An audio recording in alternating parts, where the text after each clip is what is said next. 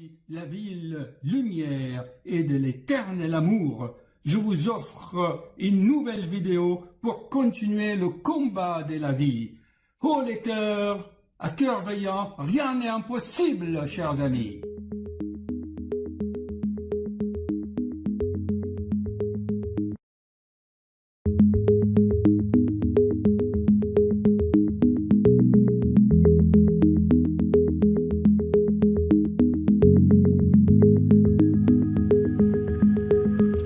Voilà, chers amis, pour comprendre la vidéo qui va suivre, voici un schéma de processus de la vie. Comment vous fonctionnez, comment l'être humain fonctionne. Voyez-vous ici, vous avez un processus interne, c'est vos pensées, vos croyances, votre raisonnement. C'est l'équivalent, à mon avis, des essuie-glaces de votre voiture quand il pleut. Souvenez-vous de l'exemple. Et ça fonctionne d'une façon inconsciente. Inconsciente, tu ne te rends même pas compte.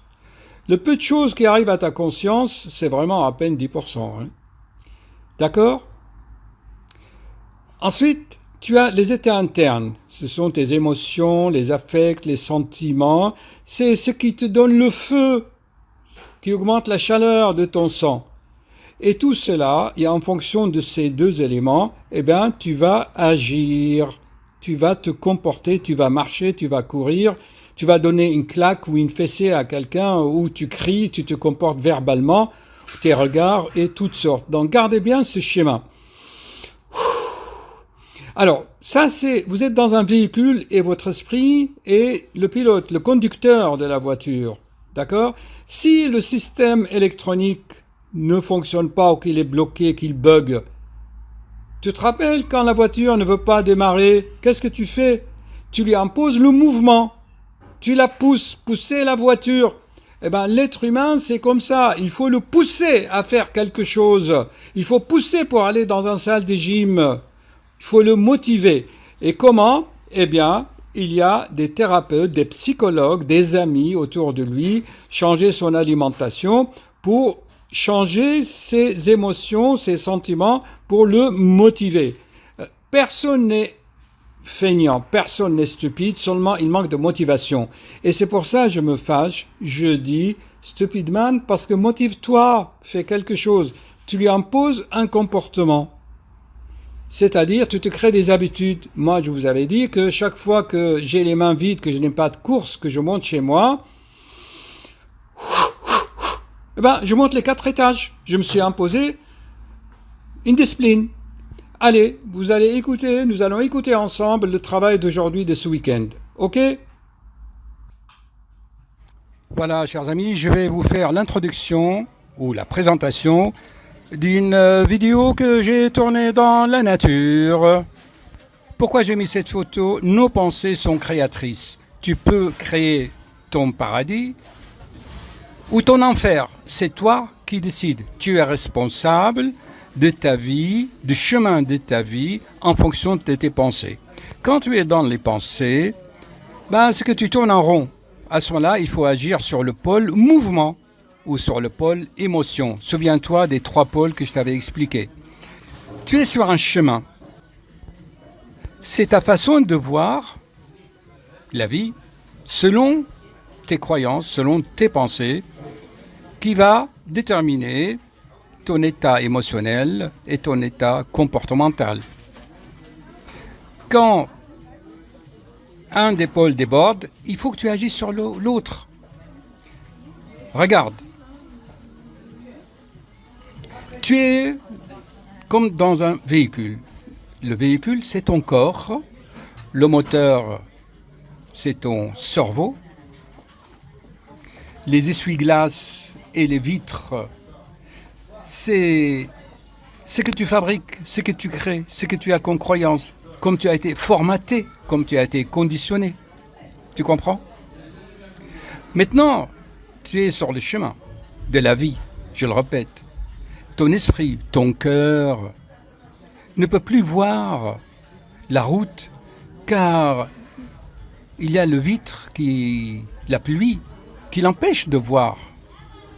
Car tu as mis trop de conditionnement, trop trop de préjugés, trop de peur. La peur t'empêche, comme la pluie qui gêne tes vitres, et que tes essuie-glaces, les efforts que tu es en train de faire ne sont pas suffisants pour voir clair. Donc tu es coupé du courant divin, tu es coupé du courant vital, et tu es comme le pilote, le chauffeur, dans sa voiture, coupé du monde extérieur, coupé du courant de la vie. Tu t'angoisses, car ton esprit qui conduit ne sait plus où il va. Alors, tu es égaré, tu erres, tes angoisses te dominent.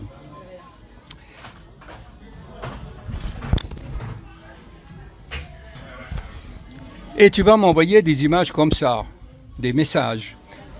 C'est un des fans qui s'angoisse. Il est suivi d'ailleurs pour des angoisses. Regarde ce qu'il écrit. Tout d'abord, grand bravo pour tes vidéos. Je suis arbitre de foot. Il n'a pas d'antécédent cardiaque. Il est anxieux, il le reconnaît, il est suivi. Mais je pense que le suivi qu'il a n'est pas efficace. Certainement traditionnel. Il pose une question. Son cardiologue refuse de lui faire un test d'effort, un holter. Il a des extrasystoles. Regardez, mon papy est décédé. Est-ce que ça enregistre au moins? Oui, ça enregistre. Mon papy est décédé des stents, donc il a la peur. Vous voyez? Il est bloqué. Alors, je vous ai dit dans la vidéo qui va suivre, quand ton esprit, tu es dans la voiture, enfermé, et que tu ne vois plus la route, tu t'angoisses. Donc, il faut nettoyer un peu pour que tu vois clair. C'est-à-dire changer de croyance, changer d'état d'esprit. Et ça, tu peux le faire que en faisant travailler le pôle opposé à tes pensées, le mouvement. Tu dois bouger, ça veut dire tout simplement faire du sport.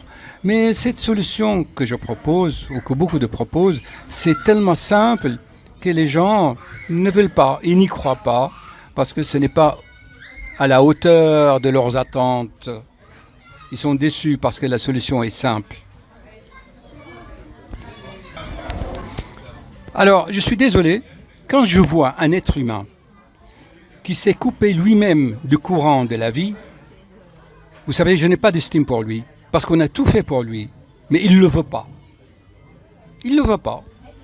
Il ne veut pas s'en sortir. On a tout fait pour lui. Quand un être humain se coupe lui-même de la vie, qu'il est dans ses pensées créatrices mais vers le bas, moi je le traite de stupide, d'ignorant. C'est sa faute, parce que le divin, la vie, met tout à sa disposition. Mais il ne veut pas.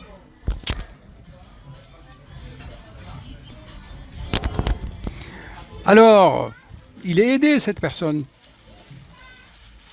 Tout simplement, je le répète encore, il faut qu'il passe donc au stade de mouvement. Quand tu fais bouger tes muscles, quand tu changes un peu ton alimentation, tu modifies le magnétisme et les irradiations de ton sang, ton esprit va voir un peu plus clair le chemin et tu auras d'autres pensées. Voilà.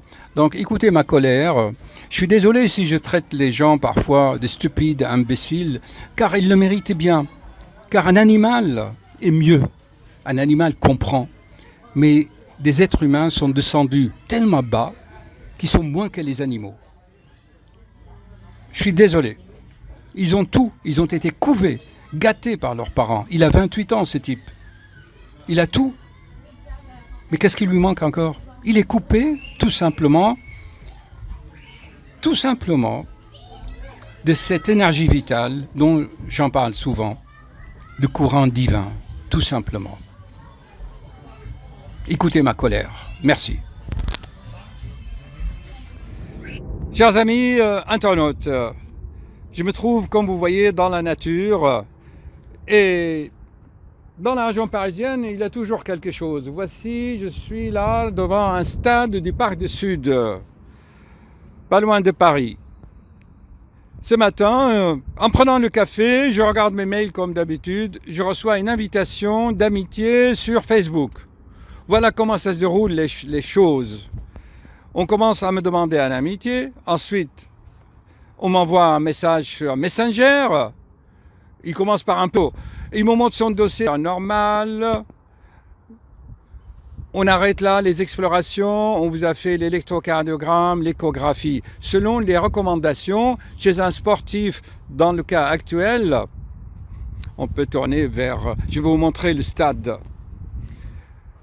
À 28 ans, si on te fait un électrocardiogramme et une échographie et on te dit que tu es un cœur normal, basta, tu arrêtes là et tu fais ton sport. L'homme, le monsieur, il m'appelle monsieur. Il m'appelle monsieur alors que je suis docteur. Alors, monsieur, voici mon dossier. J'ai tout de même des extrasystoles, de la tachycardie, des palpitations. Est-ce que c'est grave? Mon cardiologue ne veut pas que je fasse un test d'effort. Qu'est-ce que vous en pensez? Je lui dis, écoutez, c'est simple, je peux à la rigueur vous envoyer l'ordonnance par la poste pour faire un test d'effort et faire le Holter sur 24 heures. Vous savez, chers amis, ce que je vous explique. Je lui envoie ça gentiment. Vous savez ce qu'il me répond? Regardez, écoutez-moi bien. Il me dit, cet après-midi, je suis arbitre de foot et cet après-midi, je dois arbitrer un match. Est-ce que je risque la mort subite car j'ai des extrasystoles? Car mon père, qui a 70 ans, il a eu des stents dans le cœur, il a oublié l'épigénétique que j'explique. Il n'a pas regardé tous les liens en bas des descriptifs des vidéos. Il n'a pas pris le temps, n'a pas fait l'effort d'approfondir cet après-midi. Est-ce que vous me donnez l'autorisation? Qui veut? Et moi, il veut que je sois son sauveur pour qu'il arbitre le match cet après-midi, tout de suite. Est-ce que je peux faire ça? Est-ce que je risque la mort subite? J'ai des extrasystoles. Sportif. Manipulateur. Je vais vous faire un enregistrement d'écran, de voir ces messages. Qu'est-ce que vous en pensez, chers amis? À votre avis? Je lui dis, écoutez, monsieur, quand vous avez des symptômes, et quand les examens sont normaux, chers amis, souvenez-vous, on appelle ça quoi? L'angoisse de la mort, ça s'appelle comment? Allez. Hypochondriaque, l'hypochondrie. La peur de la mort, il maquille ça sous forme des symptômes. Il s'accroche. Alors, chers amis, on va intituler cette vidéo extrasystolie, tachycardie ou hypochondrie? Manipulateur, triangle de Karpman. En fait, ce jeune de 28 ans, il aurait dû, depuis le temps qu'il a vu mes vidéos, il aurait dû commencer par lui-même assumer ses responsabilités. À savoir, puisque je vous avais expliqué que les extrasystoles, les tachycardies, les palpitations, les arythmies, quand ils surviennent sur un cœur sain, c'est soit le pôle neurosensoriel, que là-dedans que ça se passe, ou le pôle au niveau des cardias, le pôle digestif. On avait même vu des gens qui ont des cancers du côlon qui avaient des extrasystoles. Enfin, ce n'est pas le cas de ce patient. Il aurait dû commencer par lui-même, déjà, en faisant quelques séances de sophrologie pour calmer son mental, et ensuite soigner lui-même son système digestif, notamment la gastrite, sans acidité, sans reflux. Tout le monde a une gastrite, tout le monde, je dirais, parce que notre alimentation industrielle, les pesticides, les additifs alimentaires nous brûlent les mucus gastriques. Il aurait dû commencer par ça et voir par lui-même. Il aurait dû appliquer, mettre en pratique. Il n'a rien fait. Il veut qu'on le rassure intellectuellement par des paroles. Est-ce que je peux arbitrer cet après-midi le match? Manque de responsabilité. Comment il va assumer ses responsabilités d'arbitrage? Ou à moins, il a peur d'arbitrer. Il est déstabilisé par ces quelques extrasystoles.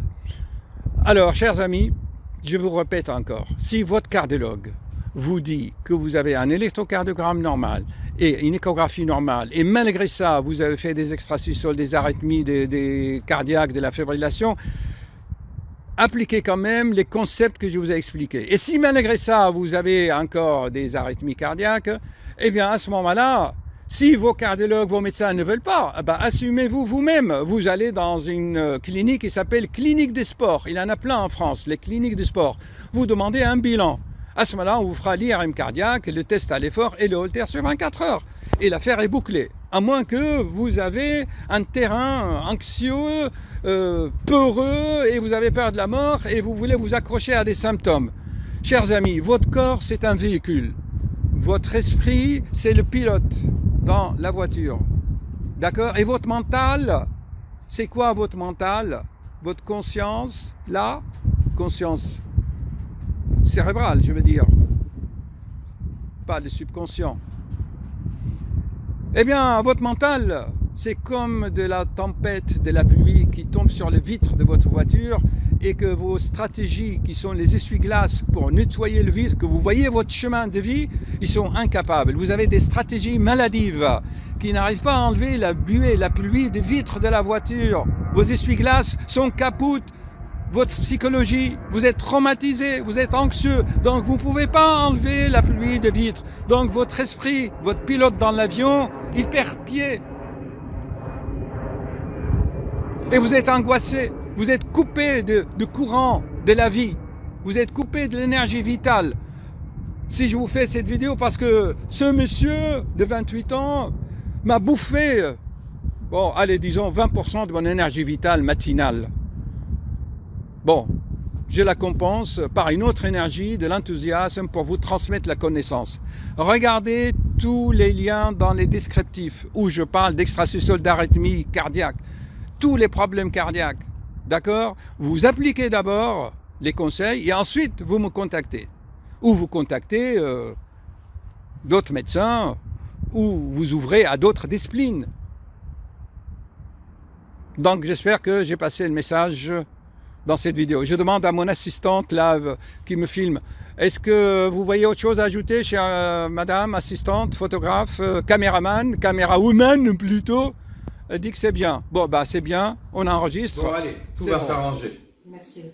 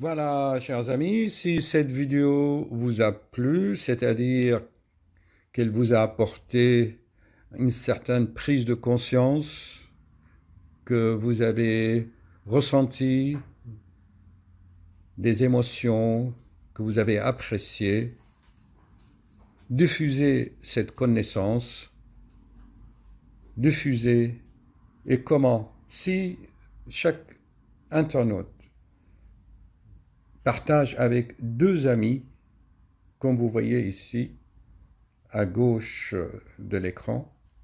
Donc, un seul internaute partage avec ses 2 meilleurs amis sur les réseaux sociaux.